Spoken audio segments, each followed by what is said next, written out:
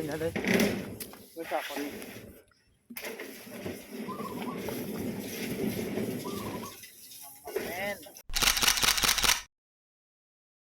Biradar ang balay nga na. Magandang araw mga kabady. Picturean tanay. Panibagong araw. Ayos kayo ba? Panibagong project na naman mga kabady. Dito lang ito sa amin banda mga kabady. Malapit sa bahay namin.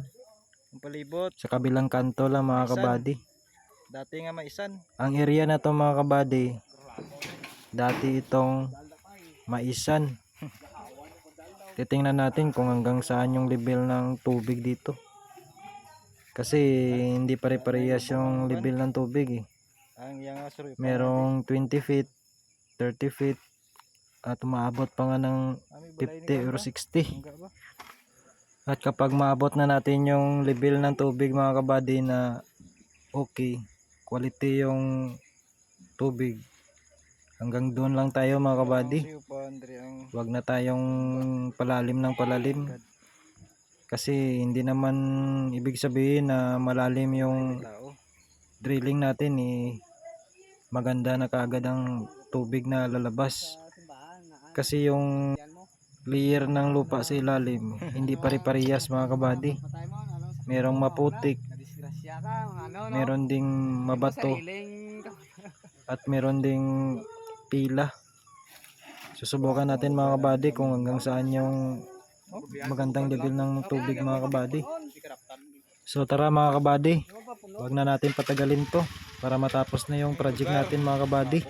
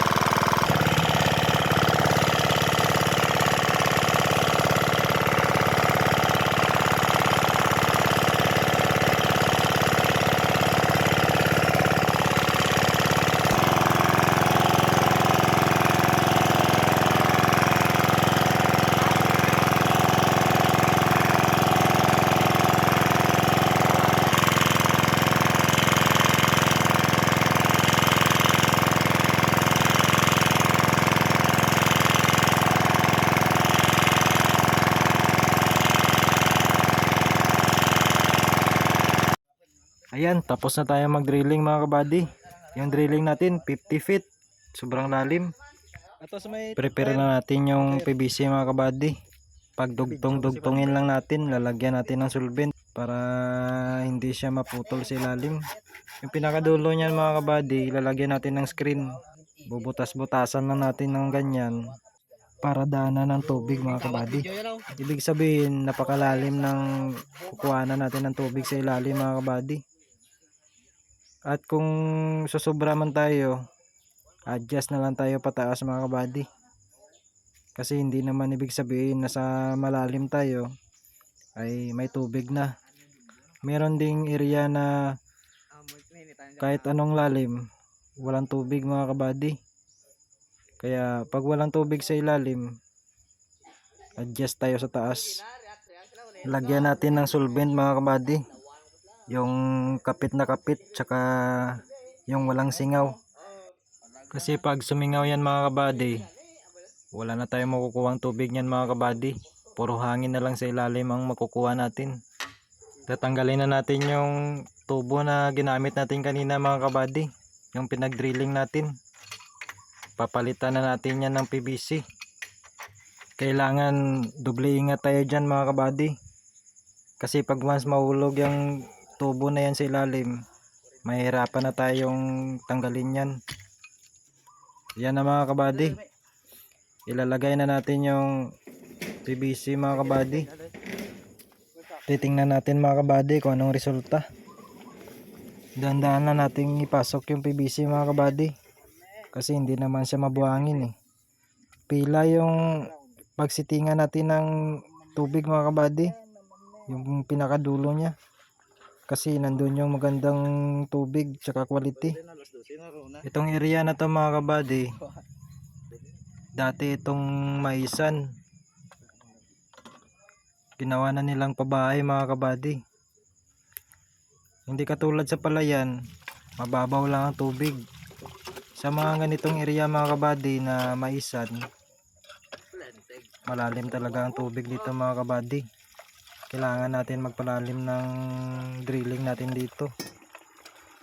Ilang minuto lang mga kabady, malinis na yung tubig mga kabady. Nilagay na namin yung bagong puso ng may-ari. At pinaplano na rin namin kung gaano ba kataas yung gusto niya. Kasi lalagyan ng flooring yan sa ilalim eh. Sisimintuhin pa natin yan. Yan na mga kabady, malinis na yung tubig. Pwede nang simintuhin yan mga kabady. Pag mga ganyan kalinis yung tubig. Sulit yung pagod natin mga kabady. Successful ang project natin dito. Nakuha natin yung quality na tubig sa ilalim. Kahit wala tayong nakitang buhangin sa ilalim, may pila naman tayo na nakikita. Yung pila na yon, sinyalis yun ng magandang tubig. Tsaka quality na tubig mga kabady. Para sa akin mga kabady, pag magpagawa ako, yung pila pa rin ang pipiliin ko mga kabady. Kasi kahit lumindol man ng malakas, hindi basta-basta masisira yung gawa natin. Ayan na mga kabady, uwian na. Maraming salamat sa panonood. Successful yung project natin mga kabady. At sa susunod na araw, meron na naman tayong project. Dadayo tayo sa Kidapawan, Cotabato mga kabady. Live your dreams mga kabady. Peace out.